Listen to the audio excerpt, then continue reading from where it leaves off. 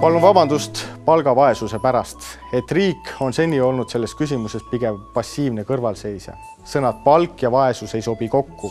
Tööd tegev ja sellest tasu saav inimene aastal 2014 maailma arenenumate riikide klubisse kuuluvas riigis ei tohi olla vaene. See on piinlik. Me kõik peame astuma samme võitlemaks palgavaesuse vastu. Palun vabandust asutuste ja ettevõtete eest, kes maksavad oma töötajatele palka, mille eest ei ole võimalik peredel katta elementaarseid kulusid ega kasvatada lapsi. Palun vabandust olukorra eest, kus inimene käib täisajaga palgatööl, ent vajab ometigi oma perekonna ülalpidamiseks sotsiaalabi.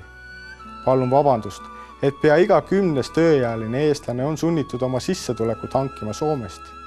Mõni poliitik on neid sildistanud ka mugavuspagulasteks. Ma ei ole sellega nõus. Palun vabandust nende sõnade pärast. Sotsiaaldemokraadid tahavad tõsta alampalga aastaks 2019 vähemalt 800 euroni kuus. Palun vabandust, et ei ole suutnud seni seda häbiväärset olukorda lahendada.